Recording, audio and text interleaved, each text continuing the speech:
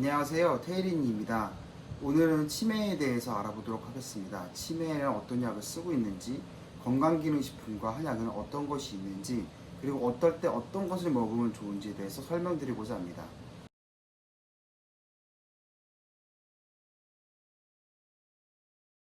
먼저 약, 건강기능식품, 한약에 대해서 다시 한번 설명을 드리도록 하겠습니다. 그림을 보도록 하겠습니다. 그림에는 단백질, 세포, 동물, 사람 이렇게 순서로 되어 있습니다. 질병을 고치는 데 있어서 먼저 어떤 단백질을 어떤 역할을 하는지에 대해서 알아야 될 필요가 있습니다. 그것을 기전이라고 이야기합니다. 그 기전에 의해서 그 어떤 단백질이 역할을 하는 것에 의해서 세포에서 그것이 역할을 하고 그것이 이제 동물로 확대가 돼서 동물 실험을 하게 되고요. 그 다음에 이제 인체 시험을 하게 되는데요. 보시다시피 세포와 동물과 사람은 같지 않습니다. 따라서 세포에서 규명이 되었다고 하더라도 그 효과는 사람에서 나타난다고 볼 수 없습니다. 마찬가지로 동물에서 효과가 나타난다고 하여도 사람에서 효과가 있을 수도 있고 없을 수도 있죠. 그런 것들이 참 문제가 되고 있는데요. 약과 건강기능식품 한약의 가장 큰 차이점은 첫 번째로 일단 성분의 규명에 있습니다.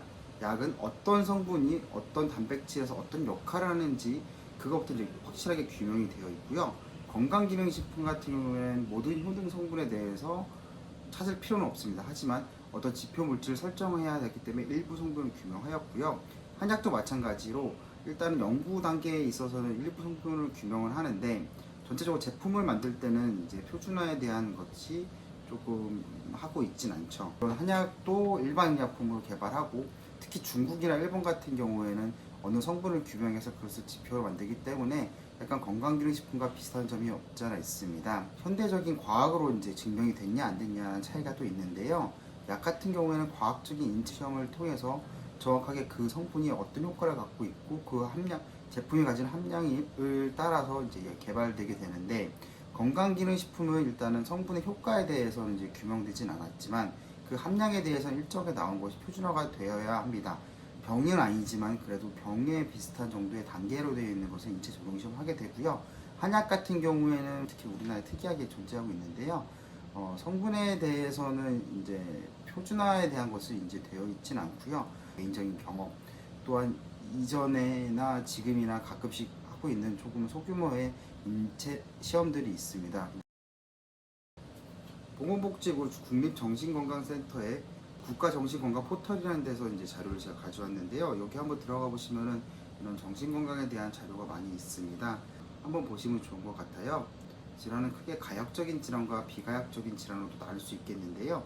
가역적인 질환은 신체에 위해가 남지 않는 즉 단순한 감기라고 생각하시면 됩니다. 물론 감기도 심하게 앓아서 폐가 손상이 되면은 당연히 비가역적인 질환이 되는데 일반적인 감기는 그렇지 않기 때문에 저희가 그렇게 무서워하진 않죠. 하지만 알츠하이머 치매 같은 이제 비가역적 퇴행성 질환 같은 경우에는 뇌의 조직 자체가 손상이 되어서 이제 모든 것을 잊게 되는 아주 무서운 질환이 됩니다. 그래서 무증상 단계에서 이제 건망증 단계로 들어가고 치매 단계로 들어가게 되는데요. 건강기능식품 약 한약이 이제 각각의 다른 범위가 다릅니다. 건강기능식품 같은 경우에는 무증상 단계에서 건망증 단계 초기까지는 다루고 있고요. 약은 이제 건망증 단계와 치매 단계를 타겟으로 하고 있고요. 한약 같은 경우에는 사실 조금 애매합니다. 약과 건강기능식품의 중간 단계라고 저는 생각을 하고 있는데요. 보시는 것처럼 무증상 단계부터 치매 단계 초기까지 어느 정도 효과가 있을 거라고 이제 기대는 하고 있습니다. 약에 대해서 조금 더 설명을 드릴게요. 약은 이제 인지장애 및 치매 환자를 대상으로 쓰는데요. 크게 신경 전달 물질이 부족하거나 베타 아밀로이드라는 어떤 원인이 될 수도 있고 결과를 낼 수 있는 물질이 뇌 내에 쌓여서 나타나는 것을 크게 두 가지 기준으로 이것을 치료하기 위한 약을 지금 현재 사용되고 있습니다. 그래서 신경 전달 물질이 부족했으므로 특정 성분이 작용하여서 특히 저분자 물질이라는 약들이 있어서 증상을 개선하거나 병의 진행이 느려지게 하는 것을 목표로 하고 있고요. 베타 아밀로이드 같은 경우에는 뇌 내에 쌓이는 플라그 형식 쌓여서 이제 뇌에 있는 세포들을 파괴하게 되는데요. 이런 것들을 없앨 수 있는, 제거할 수 있는 항체를 사용해서 그것을 제거하게 됩니다. 저분자 물질 같은 경우에는 특정 단백질에는 작용할 수 있지만 이와 같이 큰 물질, 단백질 덩어리 같은 거에서 이제 작용하기 어려워서 항체라는 걸 사용하게 됩니다. 그래서 목적으로 하는 것은 증상을 개선하고 이제 병을 진행이 느리게 하고 치료를 하는 것이 일단 목적인데요. 사실 이 부분은 조금 아쉬운 부분이 많이 있습니다. 앞으로 조금 더 설명을 드릴게요. 건강기능식 같은 경우에는 이제 치매는 아니고요. 경도 인지 장애에 도움을 줄 수도 있다는 것을 이제 목표로 합니다. 대부분의 이런 성분들은 식품 또는 한약재를 가공한 것들이 대부분이고요. 한약 같은 경우에는 건망의 원인은 이제 스트레스로 이제 보고 있으며 기와 혈이라는 것이 이제 부조화한다고 해서 그것들로 인해서 이제 심과 비가 상해서 그것을 치료하는 것을 이제 목표로 하고 있습니다. 알츠하이머병에서 조금 더 알아볼게요. 알츠하이머병은 이제 독일의 정신과 의사의 알츠하이머에 의해서 처음으로 이제 보고되었다고 합니다. 그때 이제 이 알츠하이머는 이 환자 뇌 조직에서 노인판과 신경섬유 농축제를 발견하였고 이후 이러한 뇌변경을 보이는 질환을 알츠하이머병이라는 이름으로 불리기 시작하였고 인지 기능의 감퇴가 나타나 치매가 발생한 상황을 알츠하이머 치매라고 합니다. 그래서 알츠하이머의 정확한 발병 기전과 원인에 대해서는 아직 정확하게 알려져 있지는 않고요. 하지만 유전적인 원인과 그 외 여러 가지 요인들에 의해서 아밀로이드 베타라는 단백질의 과다하게 만들어지게 되어 뇌에 쌓이게 되고 이로 인해 뇌세포 손상이 일어나는 것이 중요한 원인 중 하나로 알려져 있고요. 그것으로 인해서 이제 타우 단백질의 과잉산화나 신경염증 산화 스트레스에 의해서 뇌 손상이 되는 것을 이제 그 기전으로 보고 있습니다. 따라서 이 기전에 따라서 이제 베타 아밀로이드를 없앨 수 있으면은 병이 치료된다고 보았는데 기대만큼 효과는 보지 못하였습니다.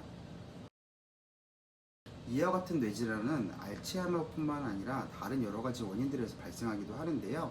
원발성 신경변성 질환이라고 하여 알츠하이머처럼 자체로 인해서 나타난 것들도 있고요. 그다음에 감염, 혈관 및 외상 질환, 대사 및 영양 질환, 기타의 것들에 의해서 이제 저희의 뇌가 망가지게 됩니다. 원발성 신경변성 질환은 알츠하이머병이나 파킨슨병, 유전상에 의해서 발생하는 헌팅턴 질환 등이 있습니다. 감염 같은 경우에는 지금도 꽤 지났지만 큰 문제가 되었던 광우병, 즉 프리온 관련 질환이 있고요. HIV에 감염되거나 아니면 뇌 수막염에 걸린다거나 매독에 걸린다고 했을 때 뇌가 또 망가지게 됩니다. 혈관성 치매라고 하여서 혈관이 막혀서 나타나는 허혈성으로 인해서 나타나는 뇌 손상에 의해서 또는 경막하 혈종에 의해서 뇌가 손상되어 나타나는 치매가 있고요. 대사 및 영양 질환에 있어서는 이제 뇌의 그런 가소성을 유지하거나 기억에 중요하게 미치는 영양소 비타민 B1인 티아민과 비타민 B12인 코발라민류, 그다음에 니아신이 결핍됐을 때 이런 것들이 이 질환이 또 나타나게 되는데요. 티아민 같은 경우에는 이제 각기병으로 유명한 질환인데 현재로서는 많이 없는 게 쌀 눈에 많이 들어있다고 하는데 일반 식에도 많이 존재하고 있다고 합니다. 그래서 비타민 B1 같은 경우에는 크게 걱정 안 하셔도 되는데 비타민 B12 같은 경우에는 이제 육류에 주로 추정되어 있기 때문에 채식을 하신 분들은 별도로 좀 복용을 하셔야 하고요. 그 다음에 비타민 B3는 이제 트립토판을 전구체로 하여서 이제 생성되기도 하는데요. 알코올 중독자가 특히 주의하셔야 되고 고기류 정도에 좀 많이 들어있어요. 특히 닭고기에 조금 많이 들어있는데요. 현대인의 한국인의 그 영양소 평가를 한 걸 통계를 찾아보니까는 비타민 B3 니아신이 그렇게 많지는 않다고 합니다. 즉 별도의 영양제를 보충해서 드시는 게 아무래도 좀 좋은 것 같아요. 저 같은 경우에는 영양제를 추천하고는 있지는 않지만은 본인이 생각하실 때 이런 영양소를 부족하게 드신다고 생각이 되시면은 아무래도 보충해서 드시는 것이 좋을 것 같습니다. 또한 이제 기타 문제로 이제 독성 상해 등의 많은 중금속들이 이제 뇌에 쌓이게 되면 나타나는데요. 이것은 환경적인 독성으로 일반적으로는 크게 발생하지 않다고 일단 보고는 있습니다. 이런 원인들에 따라서 약물을 치료하게 되는데 일반적으로는 이제 알츠하이머성 병 치매를 주로 퇴행성 질환 중에 많이 큰 영향을 차지하고 있으므로 저도 이번 시간에는 그것을 주로 이야기하도록 하겠습니다.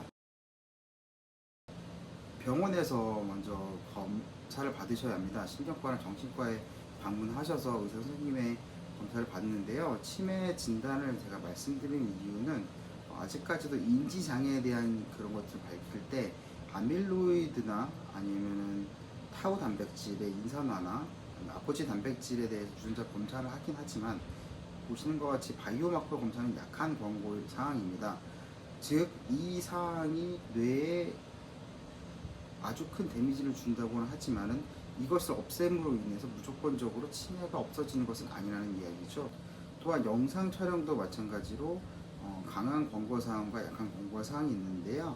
뇌 MRI를 직접 찍어서 뇌 측두엽이 위축된 것을 파악하는 것은 강한 권고 사항이지만 아밀로이드나 포도당 대사 능력을 측정하여서 뇌의 어느 부분이 이제 대사를 잘하고 적게 하고 이런 걸로 보는 것들은 크게 의사결정에 물론 중요한 팩트긴 하지만 약한 권고 사항으로 아직까지도 치매의 원인이 뇌에서 나타난 것이 확실하게 밝혀진 것은 아니라고 봅니다. 이러한 치매에 대해서 지금 현재 쓰고 있는 약은 데네피질 아세틸콜린 수치를 이제 상승시키는 것에 목적을 두는, 그러니까 데네피질에 아세틸콜린이라는 신경 전달 물질이 있는데 그것이 아세틸콜린 에스터라제에 의해서 분해가 됩니다. 제가 말씀드리고자 하는 도네페질, 리바스티그린, 갈라타민 같은 이 세 가지 종류 약제는 이 아세틸콜린을 분해하는 아세틸콜린 에스터라제를 억제함으로써 인해서 이제 뇌에서 이제 신경 전달 물질이 조금 더 유지가 잘 되게 하는 것이 이제 한 종류가 있고요. 그다음에 글루타메이트 조절제라고 하여서 에빅사라는 이름의 마멘딘이라는 약제가 있습니다. 그래서 그 네 가지가 지금 현재로서는 많이 사용하고 있는 약제고요.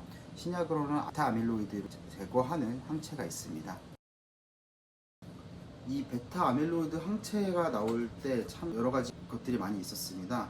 근데 이 신경성 질환에 특히 이 치매가 참 어려운 게요.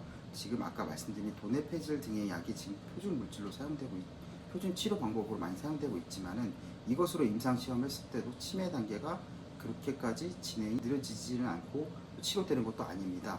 따라서 통계적으로 이것이 효과가 잘 나타나냐 안 나타나냐 보는 게 상당히 어렵습니다.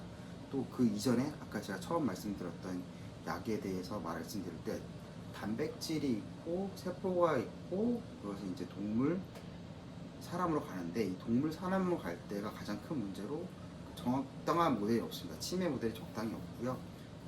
우리가 하는 이 대뇌의 그런 이 뇌는 사람의 특이적으로 되게 발달되어 있는 거기 때문에 그나마 비슷한 영장류가 있는데 이 원숭이 같은 경우도 100% 같을 수가 없죠. 따라서 이 개발이 매우 어려운 게 첫 번째 문제고요. 두 번째 문제로는 베타 아밀로이드를 없앴더니 생각보다도 효과가 좋지 않았다는 게 또 문제였습니다.